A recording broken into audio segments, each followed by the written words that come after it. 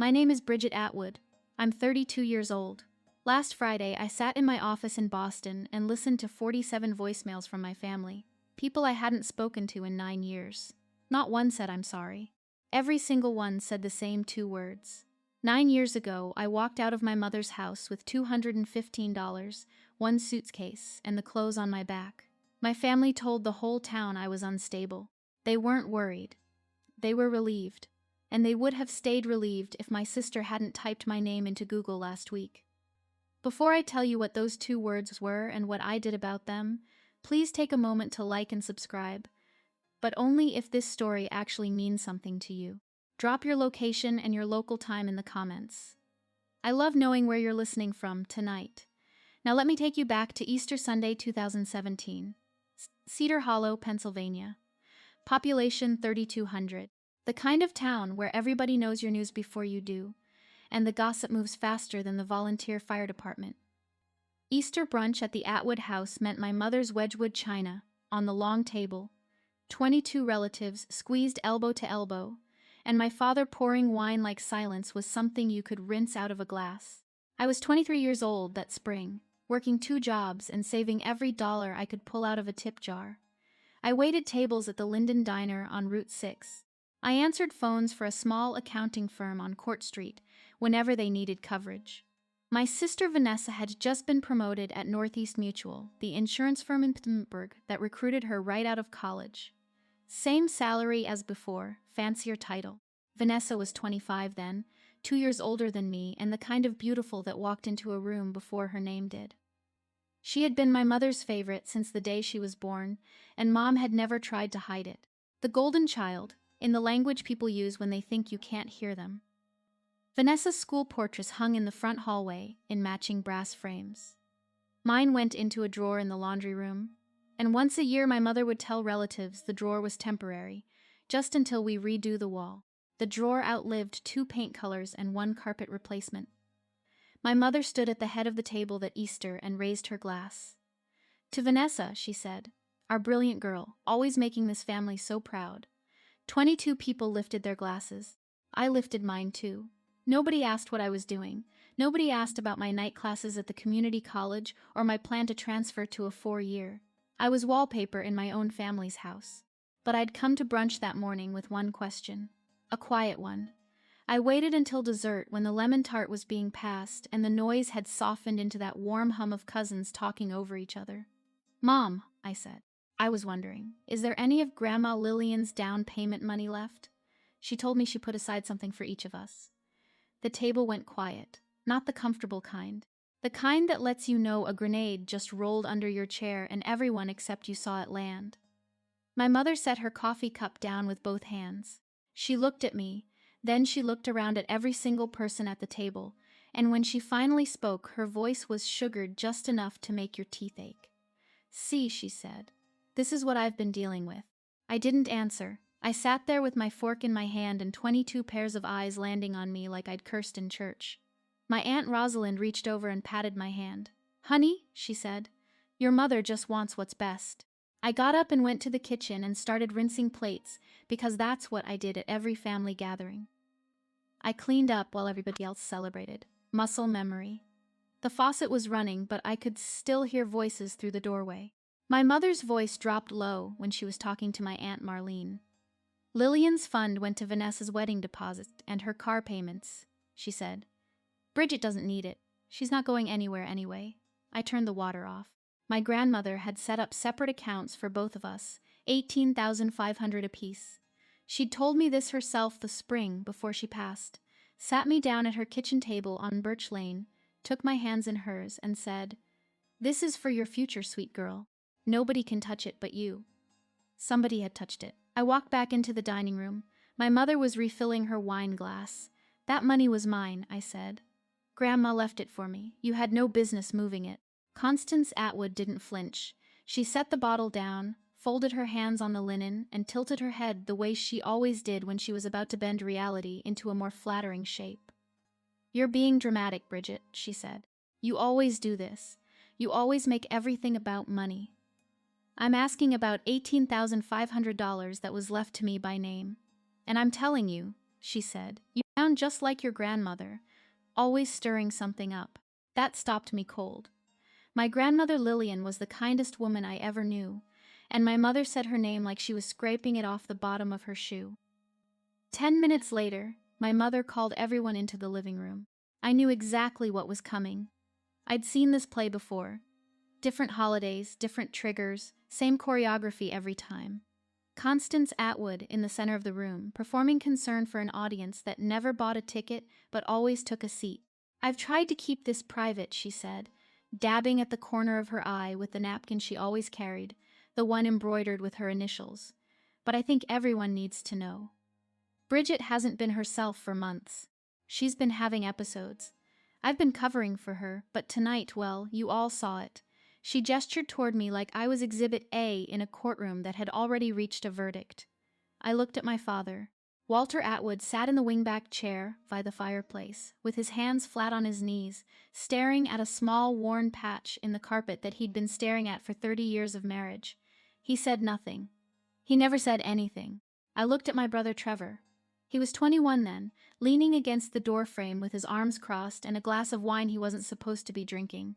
He gave a small nod, not to me, to her. I looked at Vanessa. She was already scrolling on her phone, thumb moving in that fast little tick she had when she didn't want to look up. 22 relatives in that living room. Not one of them, said Bridget. Are you okay? Not one, said Constance. That seems harsh. Not one. I went upstairs. My old room still had the wallpaper my mother had picked when I was 7, little blue cornflowers that had faded into something the color of bruised milk. I pulled my suitcase from under the bed and started packing. $215 in tip cash from the diner, a winter coat that wasn't really winter weight, 3 changes of clothes, and a small walnut box my grandmother Lillian had left me. The box had sat on my dresser for almost 2 years. I'd never opened it. Opening it would have meant admitting she was really gone. I walked down the stairs and through the living room. My mother's voice followed me to the door. If you walk out that door, she said, don't bother coming back. I didn't slam it. I closed it gently because I knew I'd never open it again. Outside, the April rain that had threatened all morning was finally coming down. Cold, slow, the kind that gets through a thin coat in about 3 minutes. I had a suitcase, $215, and nowhere to go.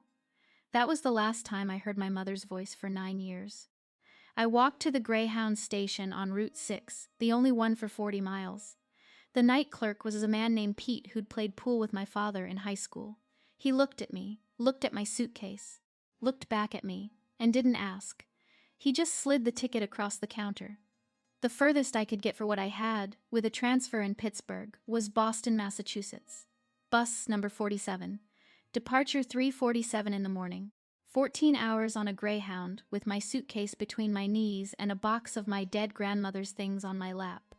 I didn't sleep. I watched America scroll past the window in the dark, then in the gray morning light, then in the bright cold blue of a New England spring. Farms, mill towns, river crossings, cell towers. I tried to remember the last time anyone in my family had asked me a question that wasn't a complaint dressed up in a question mark. I couldn't.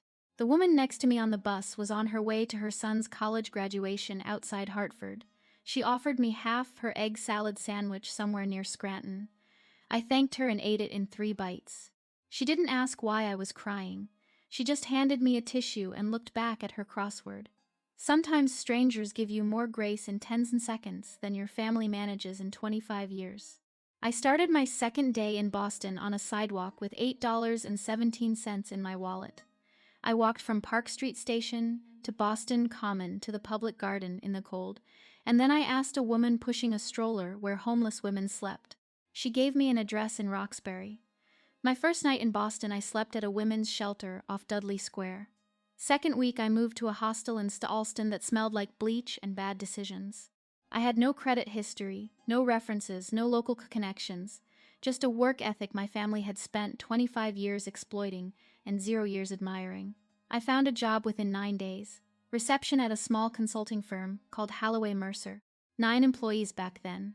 A cramped office on the 3rd floor of a Beacon Hill brownstone that had been a doctor's house in 1910. They wrote grant applications for SMAs trying to restore historic buildings, libraries, churches, old mill complexes. I answered phones and sorted mail and ordered the printer toner. It wasn't glamorous, it was a paycheck. 3 weeks in, Eleanor Holloway noticed me before I noticed myself. I'd reorganized the entire client filing system in my first 9 days. 4 years of scattered folders, cross-referenced and color-coded by region, by grant cycle, by award amount. Nobody asked me to. I just couldn't stand the chaos. Eleanor walked past my desk on a Friday afternoon, stopped, came back. She was 61 years old then. Gray hair cut in a no-nonsense bob, reading glasses on a beaded chain. You reorganized 4 years of client files in 9 days, she said. Who does that? I looked up. Somebody who needed something to control. She didn't laugh. She didn't pity me. She pulled up the chair across from my desk and sat down. Tell me what else you see that's broken, she said. We worked until 7 that night. While I was filing grants in Boston, my mother was filing her version of me in Cedar Hollow. I learned all this later from Aunt Rosalind, from a high school friend who tracked me down on LinkedIn 5 years in. I'll tell you now so you understand the whole picture. Within a month of my leaving, Constance had told the women's circle at First Methodist that I was receiving care at a residential facility somewhere out west. She never said which one. She didn't need to. In Cedar Hollow, residential facility means one thing, and everyone fills in the blank with the worst version. My old room got cleared out in a weekend. Vanessa took my bed for her future kids. My mother boxed up the only photo album of me as a child and donated it to a thrift store in Pittsburgh. The donation receipt later turned up in a kitchen drawer. My father handled the neighbors. He'd stand in the driveway with his hands in his pockets and say, "We just hope she's safe wherever she is." Voice cracking at the right moment, eyes looking up at just the right angle, the way he'd heard Constance do it 100 times. He never called me, not once that first year. 3 weeks into Boston, I checked Facebook for the first and last time. Constance had posted in the extended family group, "Please keep Bridget in your prayers. She's going through a very difficult time and we just hope she's somewhere safe. We love her and our door is always open." 142 reactions, 38 comments, all variations of praying for her and "You're such a strong mother, Constance." Trevor's comment sat right at the top. She always was the dramatic one. 63 likes. I deleted Facebook that night and I didn't look back. Let me be honest about what no contact actually costs when you're 23 with nothing. No savings, no emergency contact on any form. I wrote N/A for 2 years until I had someone worth listing. No birthday calls, no Christmas cards, nobody to tell when I had the flu so bad I couldn't get off the bathroom floor for 30 hours and thought about calling an ambulance and couldn't afford one. And the thing nobody warns you about. The permanent low hum of knowing that somewhere in Pennsylvania, 22 people are telling a story about you, and you can't correct a single word of it. I was the family ghost. The cautionary tale Constance told at church coffee. The reason she could press a tissue to her eye and collect sympathy like loose change in a jar. But here's what silence also gave me. The first morning I woke up in Boston, really woke up, not jolted by anxiety. I lay in my hostel bunk and realized something was missing. It took me a full minute to figure out what. Constance's voice. That constant internal narration, "You are not enough, you are not enough," had gone quiet. Like somebody had finally found the off switch on a radio I'd been hearing my entire life. Year 1 in Boston was survival. Year 2 was the first time in my life I made a plan that belonged to me. At Holloway Mercer, I moved from reception to project coordination in 7 months. Eleanor gave me a small grant application to manage. A library restoration project in Greenfield, Massachusetts. I turned it in 3 days early with a revised budget that saved the client 11%. Eleanor read it twice. Then she handed me a second project. I enrolled in UMass Boston's online business administration program. Classes at night, work during the day. I paid tuition out of every paycheck. Small bites, no loans. My apartment was a shared 2-bedroom in Allston with a roommate who worked nights, so we barely overlapped. I cooked every meal. Rice and beans on Mondays, pasta on Tuesdays. Whatever was on sale at Market Basket the rest of the week. Bought clothes at Goodwill on Brighton Avenue. Cut my own hair for almost 2 years. There was no montage music, no swelling soundtrack. Just alarm clocks and spreadsheets and falling asleep with a textbook open on my chest at 1 in the morning, waking up at 6 to do it again. I didn't have a plan to become successful. I had a plan to never feel powerless again. The success was a side effect. Eleanor never treated me like a project or a charity case. She treated me like somebody who showed up early, stayed late, and noticed things other people walked past. When I flagged a billing error in a client account that would have cost the firm $7,400, she promoted me to junior consultant. "You caught something my accountant missed," she said. "Do you know what that means?" "I check everything twice," I said. It's how I grew up. She didn't ask what that meant. She didn't need to. Eleanor Holloway was the kind of leader who understood that the hungriest workers are the ones who've been starving the longest, and the best thing you can do is stop talking about their hunger and start putting food on the table. I was hungry. She kept feeding me work. Year 4 in Boston, my birthday came on a Tuesday in October. I was 27 that year. The mail slot at my apartment door clicked open, and a plain white envelope landed on the rug. No return address. The handwriting on the front was careful, slanted, old-school cursive. I knew it before I'd even picked it up. My father had been a draftsman for 30 years. His handwriting was the only handwriting in our house that ever looked like a teacher had drilled it into him. Inside, a single $50 bill, a scrap of yellow legal pad torn at the edge. "Happy birthday, kiddo. Dash Dad." No signature line, no phone number, no address. I sat on the floor of my apartment with the bill in one hand and the note in the other for a long time. Then I put both in the kitchen drawer where I kept old utility bills. I didn't write back. I wasn't ready. I didn't know if I'd ever be ready. But the drawer kept it. Year after year, the drawer kept it. The walnut box stayed on my nightstand for 5 years. I'd carried it from Cedar Hollow to Boston in my suitcase, moved it from the shelter to the hostel to the shared apartment to my own studio in the South End. Every single night it sat there, and every single night I didn't touch it, because opening Grandma Lillian's keepsakes box meant admitting 2 things. That she was gone, and that she'd been the only person in my family who had loved me without conditions. Sloan Marshall was the one who pushed me. Sloan joined Holloway Mercer in my 4th year, hired straight out of a nonprofit communications job at WBUR. She was 31, sharp, and had a laugh that could fill a brownstone. We connected immediately, not over work, but over the thing neither of us usually talked about. 3 weeks into her job, Sloan and I were eating takeout on the floor of my office after a late deadline. She asked why I never mentioned family. I told her. Easter Sunday, the 18-5, the voice cracking on cue, the door closing in the rain, the Greyhound, the hostel, the drawer with the $50 bill. Sloan listened. She didn't interrupt. When I finished, she was quiet for 10 seconds. Then she said, "Mine told people I died of meningitis. They put a fake notice in the church bulletin so the prayer chain would leave them alone." We sat with that. That night, Sloan drove me to my apartment, took the walnut box off my nightstand, and put it on the kitchen table. "You've been staring at this thing for 5 years," she said. "It's not a bomb. Open it." So I did. It's a strand of pearls Grandma Lillian had worn to church every Sunday for 46 years. A photograph of me at 6 years old, grinning at the camera with a gap between my front teeth. It was the only photo of me as a child that I owned. My mother had never hung pictures of me in the house. Vanessa's school portraits had stayed in the front hallway. Mine had stayed in the laundry drawer. And a letter, folded once. Grandma Lillian's handwriting, shaky and careful, the cursive of a woman who grew up believing penmanship was a form of self-respect. "Bridget," the letter began. "If you're reading this, it means you had the courage to leave." Good. I wanted to leave my whole life and I was afraid. Don't be like me. Don't hold this family together at the cost of yourself. You don't owe anyone your life. I read it 3 times. The 3rd time, my hands were shaking so hard the paper rattled. All those years, every Easter, every Christmas.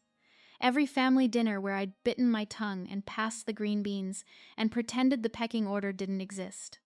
I'd thought I was honoring Grandma Lillian's wish. Keep this family together. She'd said it at holidays. She'd said it when I called her crying after arguments with Constance.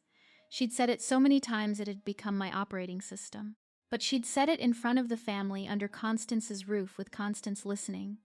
This letter, folded into a walnut box hidden like contraband, was what she'd actually meant. It was a postscript. The accounts. I left instructions with my attorney, Mr. Pemberton in Pittsburgh. The originals are in my safe deposit box at Cedar Hollow Savings Bank, box number 407. Ask your Aunt Rosalind. She was the witness. I sat on my bed with the letter in one hand and the photograph in the other, and I understood something I'd been circling for years. Grandma Lillian hadn't asked me to keep the family together. Constance had. Lillian's letter was the truth. Lillian had been too watched to say out loud. Year 6, Eleanor Halloway sat me down in her office and offered me a title I'd never imagined on a name tag: Chief Operating Officer. Halloway Mercer had grown from 9 employees to 140 in those 6 years. 2 offices, Boston and Providence. We'd expanded into historic preservation grants for small towns across all 6 New England states, restored 14 Carnegie libraries in Vermont alone, helped 4 mill towns in Massachusetts and Rhode Island secure federal economic revitalization funding. We'd been featured in the Boston Globe magazine, invited to speak at conferences in Washington, recognized by the governor's office for our work in Western Massachusetts. I wasn't rich. I want to be clear about that. I drove a used Honda. I lived in a 1-bedroom on the edge of the South End. I had a retirement account, a savings account, and dental insurance for the first time in my life. By Cedar Hollow standards, I was doing fine. By my own standards, the standards of the woman who'd slept on a shelter cot at 23, I was breathing air I never thought I'd reach. The Boston Business Journal interview came out that October, a feature piece on women leaders shaping New England's nonprofit sector. My photo, my name, my title, my story. The sanitized version. Receptionist to Chief Operating Officer. Bootstrap, work ethic, community impact. Eleanor threw a small office party when the article went live. Sloan bought a sheet cake from Modern Pastry that said "You are the boss" in pink frosting. My life was quiet, steady, full of people who respected me and work that mattered. I didn't look for my family on social media. I didn't drive through Pennsylvania on business trips. I didn't send anonymous checks or birthday cards. I let them go completely. Some people might call that cold. I call it survival. When you grow up as the person everybody blames, you learn that distance isn't cruelty. It's oxygen. And I'd spent 25 years holding my breath. If you've ever been told you were the problem when you were just the witness, hit the subscribe button. This story is about to get a lot more uncomfortable. For 9 years, they let me go too. Not a single call, not a letter, not even a message through a mutual connection. My mother told the town I was in a facility, and the town believed her, and nobody thought to drive to Boston. Nobody Googled my name. 9 years of nothing until a random Wednesday morning in March when an email landed in my inbox at Halloway Mercer. The subject line read, "From your Aunt Rosalind. Please read." I stared at it for almost half an hour before clicking. Rosalind was Constance's younger sister by 4 years. Growing up, she'd been the quiet one at family gatherings. Always there, always pleasant, never rocking the boat. She'd watched everything that happened to me and said nothing. For years, I'd held that against her almost as much as I held the rest of it. Her email was 3 paragraphs. No excuses, no preamble. She said she was sorry she'd stayed silent. She said she'd been afraid of Constance. "Your mother has a way of making people disappear from her life," Rosalind wrote, and I wasn't brave enough to be next. Then she told me something that made the muscles in my jaw lock up. Grandma Lillian's down payment funds had been handled by an attorney named Henry Pemberton in Pittsburgh. Lillian had set up 2 separate accounts, $18,500 apiece, separate signatures required for any withdrawal. In March 2014, 6 months after Lillian's funeral, Constance had walked into Allegheny County Probate Court with a fund consolidation form. The form moved both accounts into a single account under Vanessa's name. The signature on the form was mine. I hadn't signed it. I was 20 years old in March 2014. I was working at the diner. I'd never been to Allegheny County Probate Court in my life. Constance had forged my signature. Rosalind knew. She'd been Lillian's witness on the original separation papers in 2012. She'd also seen Constance practicing my signature on the back of a grocery receipt at a Christmas gathering the year my grandmother died. She'd told no one. I sat with that email for an hour. Then I called Rosalind. She picked up on the second ring. She was crying before I said hello. "Bridget," she said, "I'm so sorry. I want you to tell me something," I said. "Why did she pick me? Why not Vanessa? Why was it always me?" Rosalind was quiet for a long time. Then she said, "Do you remember your first birthday party?" "I don't," I said. "I was one." "Of course you don't," she said. "But I do." Lillian threw it at her house on Birch Lane because Constance was too overwhelmed. Vanessa was 3. There were maybe 10 of us in the living room.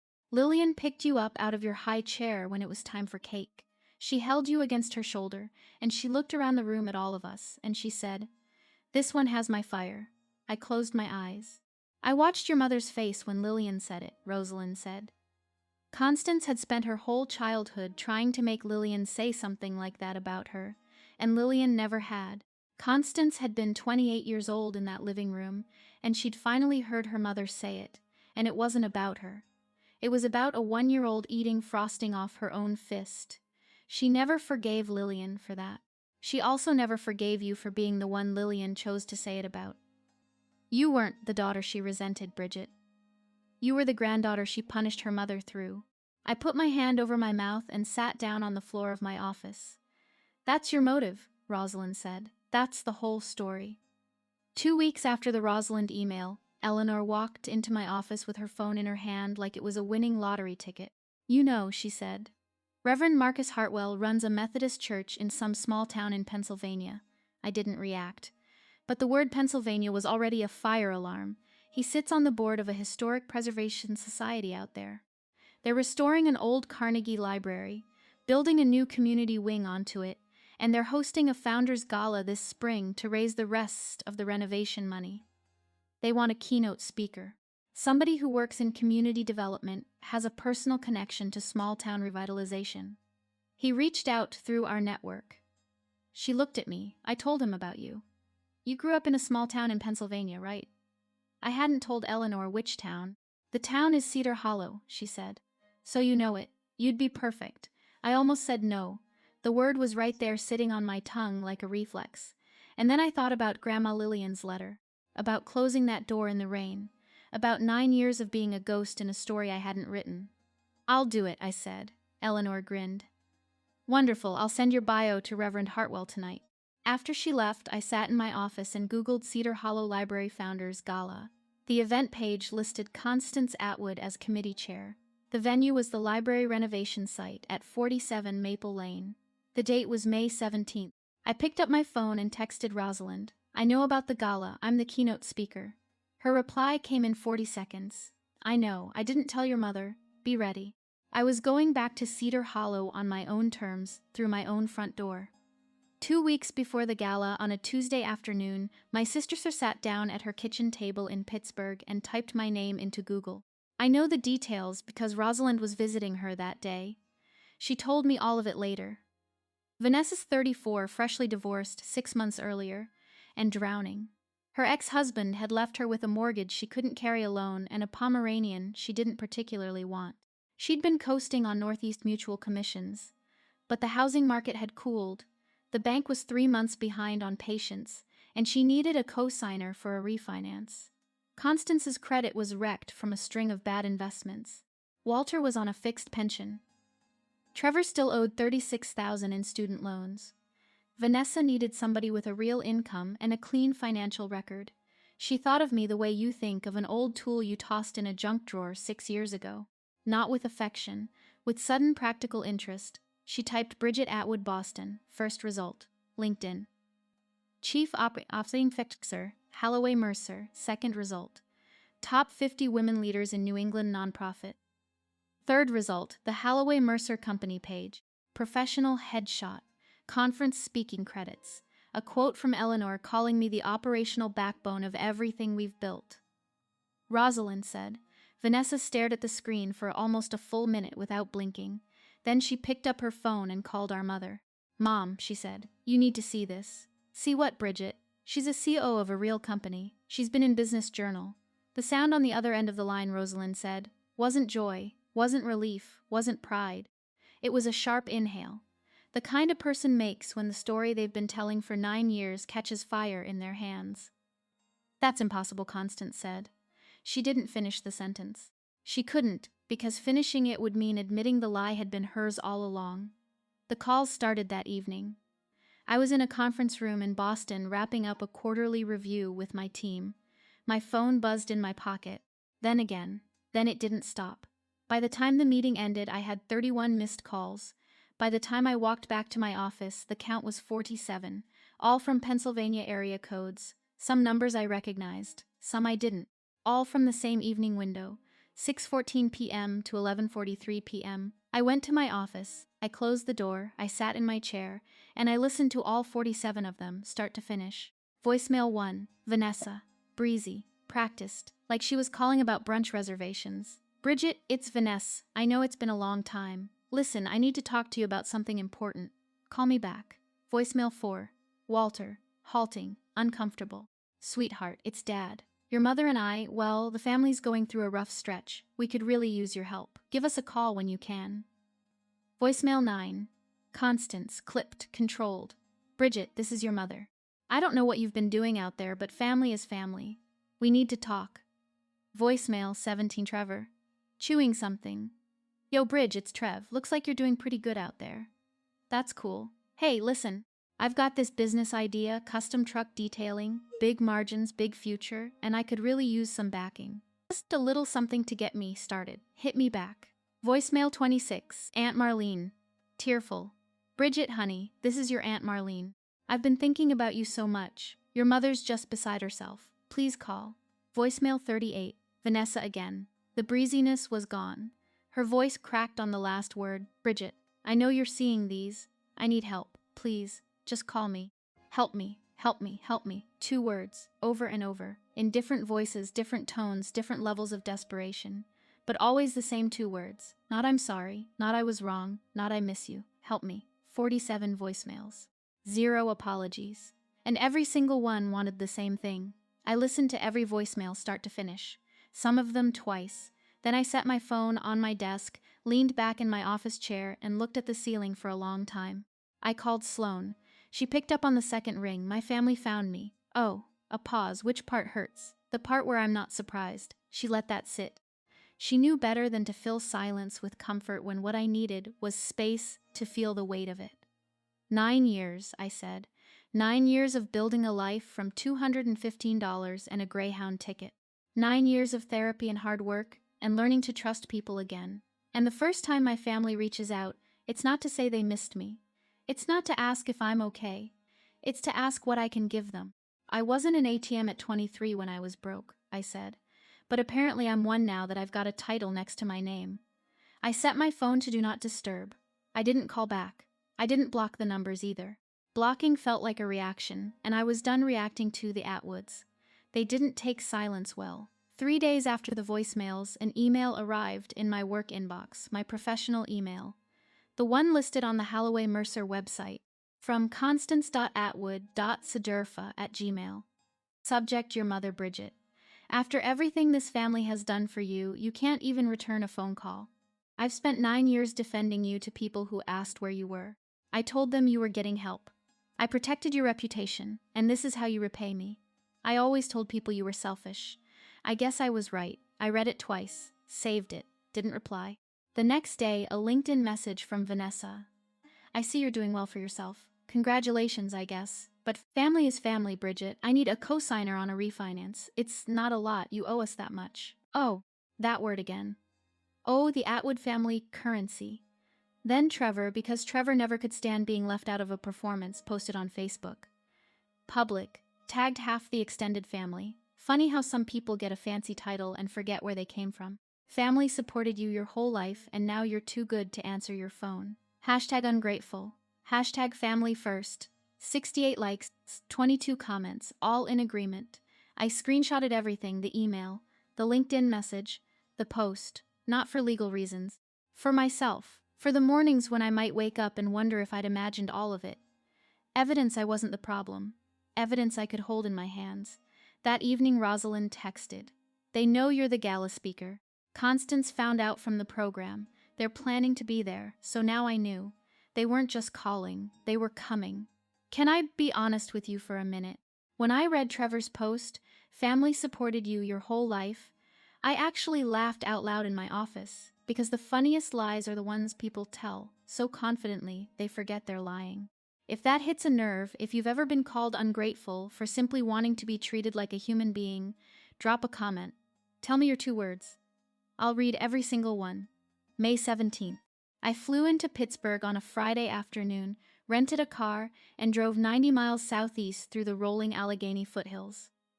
Cedar Hollow looked smaller than I remembered. The hardware store, the diner, First Methodist with its white steeple poking up through the dogwoods like a finger telling you to hush. Everything was the same, which somehow made it feel like I was the one who changed dimensions. The library renovation site on Maple Lane was decorated like somebody had thrown a wedding for the entire town.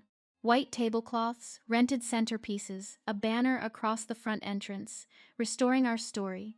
Cedar Hollow Library Founders Gala, 240 seats, nearly all filled by the time I arrived through the speaker entrance on the side of the new community wing. I signed in at the registration table, a volunteer, a woman about my mother's age, somebody I half remembered from First Methodist, glanced at my name badge and smiled. "Miss Atwood," she said, "welcome. Reverend Hartwell is so excited to have you." I wondered if she connected the name. I wondered if she remembered me at all. I wore a charcoal gray blazer, a white blouse, hair pulled back into a low knot. My speaker badge read, Bridget Atwood, Chief Operating Officer, Halloway Mercer, Keynote Speaker. Through the doorway, I could see the main hall. Tables of 8, each one filled with the people of Cedar Hollow. Teachers, shop owners, church members, neighbors, the people who'd heard my mother's version of me for 9 years. And at the center table, in a navy blue dress with her hair freshly done, smiling and greeting guests like she owned the building, my mother. Constance Atwood, committee chair. Walter beside her, quiet as always.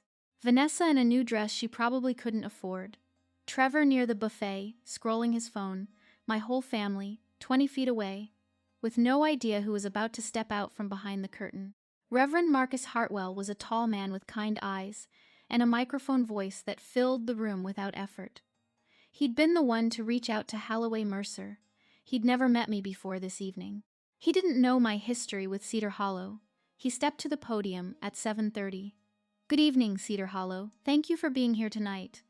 This Founders Gala is about more than fundraising. It's about restoring a piece of our shared story." Polite applause.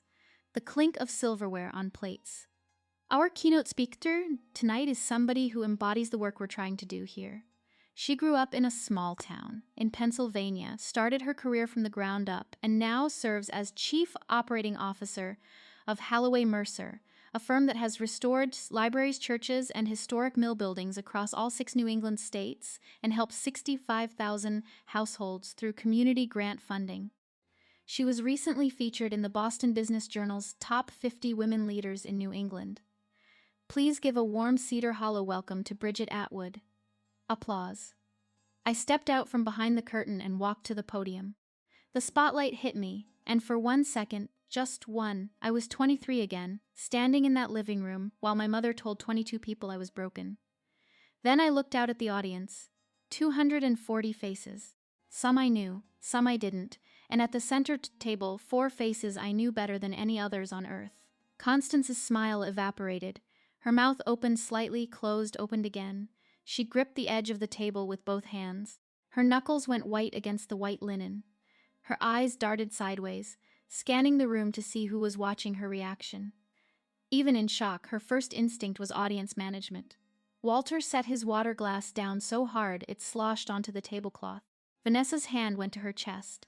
Her mouth formed a word. Maybe my name, maybe just air. But no sound came out. Trevor stopped chewing mid-bite. His fork hung in the air like a question mark. I let the applause settle, adjusted the microphone, took a breath. "Thank you, Reverend Hartwell, and thank you, Cedar Hollow. It's been a while." Light laughter, a few exchanged glances. The ones who recognized me. I delivered my keynote. 20 minutes on small-town revitalization, the economics of historic preservation. Why a restored library generates 14 times its renovation cost in community value over 20 years. The case studies from Greenfield and Bath, the federal funding pipelines, the way a Carnegie building can pull a downtown back from the dead. Data, numbers, results, professional, polished. The kind of speech I'd given a dozen times at conferences. And then near the end I shifted. "I grew up in a small town a lot like this one," I said. "Some of you might remember me." A murmur. "I left Cedar Hollow 9 years ago with $215 in a suitcase. I didn't leave because I wanted to. I left because staying was costing me something I couldn't afford to lose." Silence. The kind that has weight. I was told I was unstable. I was told I needed professional help. The truth is, the help I needed was distance, and this career, this work, it started because a woman in Boston named Eleanor Holloway looked at me and saw a person. Not a problem to manage, not a story to tell at church, a person. I paused. Let the silence do the work. Community preservation isn't just about libraries and grant funding, I said. It's about seeing people, really seeing them. Not the version that's convenient, not the version that fits somebody else's narrative. The actual person standing in front of you. I didn't name anyone. I didn't point at my mother. I didn't even look at her table. I didn't have to. A woman in the 4th row, Mrs. Sutton, who'd taught me U.S. history in 10th grade, pressed her hand to her mouth. The man next to her, her husband, turned and stared at Constance's table. The whispers started like a match catching. That's Constance's daughter. The one she said was at a facility. She's a Sioux. When I finished, the room stood again. Longer this time. Some people were wiping their eyes. My mother didn't stand. She sat perfectly still, her napkin clenched in both fists, her face the color of raw steak. I stepped back from the microphone and started to leave the stage. Reverend Hartwell raised his hand. "If I could have one more moment of your time," he said into the microphone. "We have one more presentation tonight that I think the board would like to hear." A pause. A door opened at the back of the hall. An old man walked in, slowly, with a cane in his left hand and a sealed manila envelope in his right.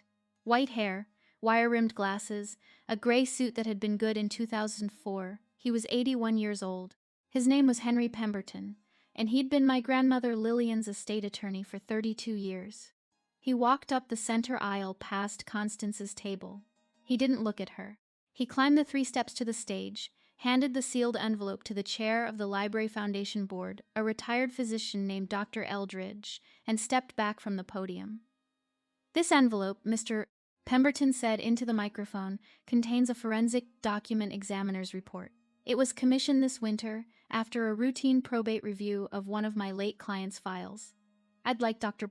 Eldridge to read the conclusion aloud, with the board's permission, because 3 different institutions in this room have unknowingly been part of a chain of forged paperwork going back to 2014, and the public has a right to know." Dr. Eldridge looked at Mr. Pemberton. Mr. Pemberton nodded. Dr. Eldridge opened the envelope, unfolded a single sheet of letterhead, and read, "Eastern Pennsylvania Forensic Document Examiners, Board Certified Examiner, report dated February 11th. The signature on the fund consolidation form filed at Allegheny County Probate Court on March 14th, 2014, case number 8C 2014-03281, is inconsistent with the known signature exemplars of Bridget Atwood. Signature analysis indicates probable forgery." The room held very still. Constance's left hand let go of the table and reached for her wine glass. The glass was empty. She set her hand back down. The mascara had begun to smudge into a faint dark line under her right eye. Then a woman in the 3rd row stood up. She was 67 years old, gray hair in a neat bob, reading glasses on a beaded chain. Eleanor Holloway had flown in from Boston that morning. She hadn't told me she was coming. She started to applaud, hands held high above her shoulders. The man next to her stood up and joined her, then the row behind her, then Mrs. Sutton, then Reverend Hartwell. Within 60 seconds, 239 people were standing. My mother was the only person in the room, still in her seat. The networking portion was supposed to be wine and small talk. It became something else entirely. I stepped off the stage and into a crowd. People I hadn't seen in 9 years shook my hand, touched my arm, said things like, "We had no idea your grandmother would be so proud." Mrs. Sutton hugged me so tight I heard a vertebra crack. Constance cut through the crowd like a blade. She arrived with a smile so tight it looked bolted on. 20 people within earshot. She wasn't going to make a scene. She was going to perform. Bridget, sweetheart. Her arms opened, a hug for the audience. "What a surprise! Why didn't you tell us you were coming?" "I didn't step into the hug. You had my number, Mom." 9 years. The smile flickered. She lowered her voice, stepping closer. "You embarrassed this family. That speech of yours. I didn't name anyone. If people drew conclusions, that's not my responsibility." Vanessa appeared at Constance's shoulder. "We've been trying to reach you, Bridget. We need to talk about family. I heard your voicemails, all 47. Not one apology, just help me. That's not a family reaching out, that's a collections call." Walter materialized behind them, voice low, eyes on the floor. Bridget, let's not do this here, Dad. You had 9 years to not do this. You chose not to. Trevor, trailing behind. You think you're better than us now. No, I think I'm done being less than you needed me to be. I stepped back, straightened my blazer, nodded once to Reverend Hartwell, who was watching from near the stage with an expression somewhere between concern and understanding. Then I walked toward the exit. Steady, even. No running, no slamming. I'd done enough of that 9 years ago. I sat in my rental car in the lot for 15 minutes. Engine off, hands on the wheel, breathing. I drove the 90 miles back to Pittsburgh that night and checked into a Hampton Inn off the airport exit. I opened my laptop on the desk and wrote one email to my mother, my father, Vanessa, and Trevor. I'm writing this once. I'm not co-signing any refinance. I'm not sending money. I'm not funding anyone's truck detailing business. I'm not angry. I'm clear. If any of you want a real relationship with me, it doesn't start with a voicemail asking for help. It starts with an honest conversation. A real one, where somebody says out loud what happened and acknowledges it. Not we did our best. Not that's in the past. Not family is family. An apology specific. For the $18,500, for the forged signature, for 9 years of telling Cedar Hollow I was at a facility while I was building a life. Until that happens, I wish you well. But my answer is no. I read it twice, changed nothing, pressed send, closed the laptop, turned off the lamp, and lay in a hotel bed 12 miles from the runway, listening to Pennsylvania's silence for the first time in 9 years. A week after the gala, I called Mr. Pemberton at his condo in Squirrel Hill. He'd retired 7 years earlier, but he'd kept every original document from my grandmother's estate in a fireproof safe in his closet. Your grandmother was a remarkable woman, he said. She came to me specifically because she didn't trust your mother. She made me promise to keep the originals. I asked him about the $18,500. He said legally, recovery was very unlikely. The statute of limitations had run. But, he said, there are some things worth pursuing for the principal. I've already filed an amended estate complaint with Allegheny County. Your mother may not face criminal charges, but she'll spend the next 9 months under a forensic review, and nothing she does in Cedar Hollow will ever be private again. I thanked him. He told me to call him on his 90th birthday in May. The $18,500 was gone. Legally, there was no recovery, but I'd been thinking about what Grandma Lillian would have wanted. Not revenge, not restitution.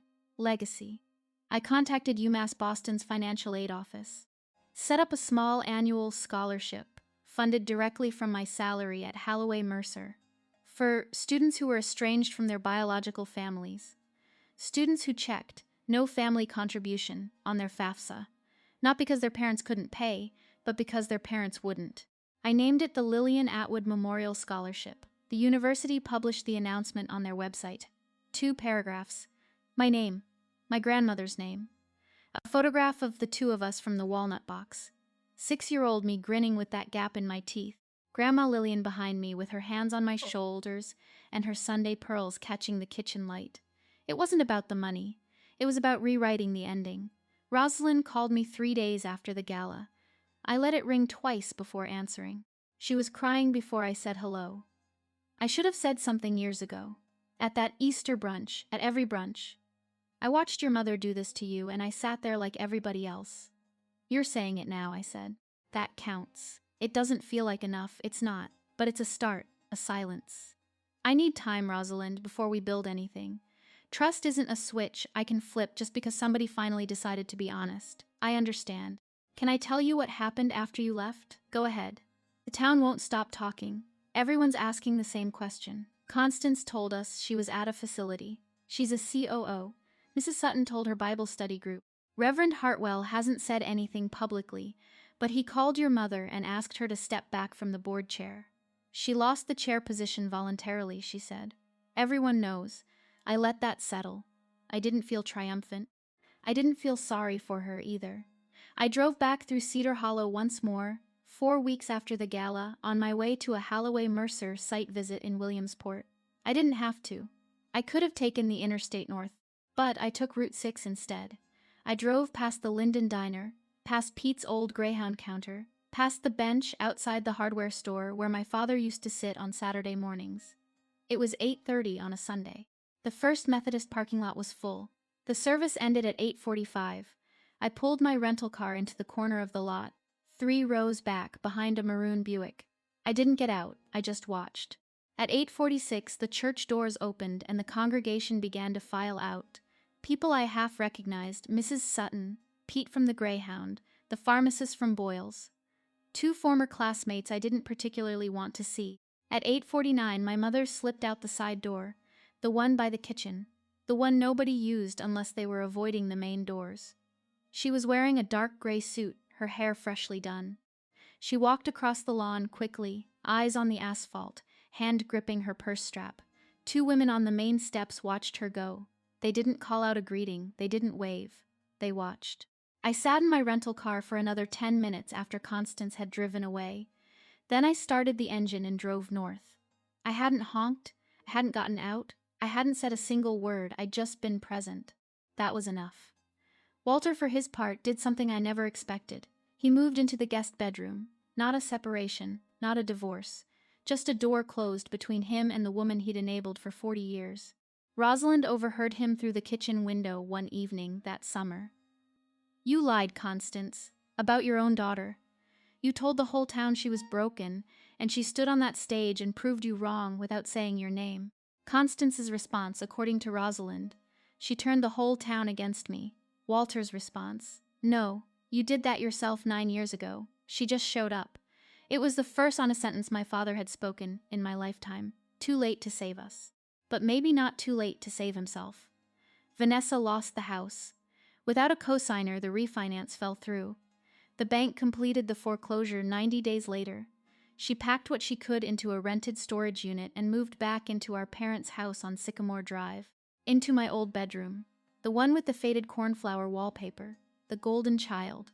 The one who got the fund, the car, the wedding deposit, the toast at Easter, was now 34 years old, divorced, unemployed, and sleeping in the room of the sister she'd never defended. Did I feel satisfaction? A little. I'm human. But mostly I felt something sadder. The recognition that Vanessa had never been given the tools to build anything on her own. Every scaffolding in her life had been my mother's construction, and when the scaffolding came down, there was nothing underneath. Vanessa didn't apologize. Rosal said she was telling people if Bridget had just helped, none of this would have happened. Still blaming, still pointing, still an Atwood. But Rosalind also said something that stayed with me. One night she saw Vanessa standing in the doorway of my old bedroom, running her finger along a small crack in the cornflower wallpaper where I'd once hung a photo of Grandma Lillian. She stood there a long time. She didn't say a word. Trevor's reckoning came from an unexpected direction. His girlfriend Dana Whitcomb, a physical therapist from St. Mary's, saw the Facebook post, the one calling me ungrateful. She told him, "You publicly shamed your own sister for not giving you money." She said it while packing an overnight bag. That's not the man I want to be with. Trevor deleted the post. But the internet remembers what people wish it wouldn't. Screenshots had already circulated through Cedar Hollow's unofficial text chains, the ones that move faster than the town newspaper ever did. Walt Alter's letter arrived at Halloway Mercer 6 weeks after the gala. It came by mail, not email, not text. A plain white envelope with his handwriting on the front, careful, slanted. The penmanship of a man who never writes letters and had to think about every word. I opened it at my desk. "Bridget, I don't know if I have the right to say this, but I'm sorry, not for your mother, for me. For sitting in that chair and saying nothing. For every time I told you, don't make your mother upset when I should have told her to stop. I wasn't keeping the peace, I was keeping my comfort. You deserved a father who chose you even when it was loud. I didn't, and I'll carry that." I read it twice. Put it in the same kitchen drawer in my Beacon Hill apartment where I'd kept the $50 bill from year 4. Didn't reply yet. Maybe I will. Maybe I won't. I'm letting that decision take whatever shape it needs to. 3 months after the gala, Boston, a Sunday evening in August. I'm standing in my kitchen stirring a pot of pasta, while Sloane argues with my neighbor Dave Riley about whether sriracha belongs on garlic bread. Eleanor is on my couch with a glass of red wine, telling a story about a grant proposal that went sideways in the most spectacular fashion. 2 other colleagues from the office are setting my dining table, the one I bought at an estate sale in Cambridge. 6 oak chairs, scratched, imperfect, mine. This is my Sunday dinner. Every week, Same people, give or take, no obligations, no performances. Nobody here because they have to be. Everybody here because they want to be. I look around the table when we sit down, and I think about another table, a longer one, set with better china. In a house in Pennsylvania where I was invisible, this table is smaller. The plates don't match. The wine is $14 a bottle, and I've never felt more seen in my life. Walter's letter sits in the kitchen drawer. I haven't replied. Maybe I will, maybe I won't. Constance hasn't contacted me since my email. Neither has Vanessa. Trevor sent a one-word text 3 weeks ago, sorry, no period, no follow-up. I saw it. I didn't respond. I don't know what happens next with any of them. And for the first time in my life, I'm okay with not knowing. The door isn't locked. It isn't open either. It's just there, waiting for somebody to knock with something more than 2 words. If you're listening to this and you recognize any of it, the scapegoat role, the voicemails that only come when somebody needs something, the narrative that somebody else wrote about your life while you were still living it, the family that doesn't call on your birthday but calls the moment they see a dollar sign. You're not crazy. You're not ungrateful. You're not selfish. Those words, the ones they throw at you when you refuse to shrink, those words are the sound of people losing control of a story they never had the right to tell. The 2 words my family said were, help me. The 2 words I needed to hear were, I'm sorry. They're not the same sentence, and you don't owe anyone the first until they've given you the second.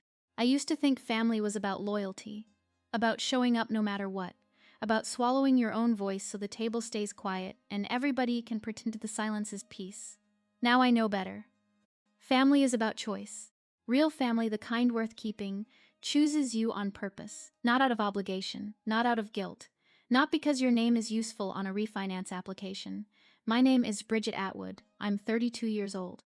And the most expensive thing I own isn't a title or a salary. It's the silence I can finally afford. That's my story. If you've ever been the family scapegoat, if you're still sitting at a table where nobody sees you, if you're wondering whether you're allowed to walk away, I hope this gave you something. Even if it's just the permission to say no out loud. I have a question for you.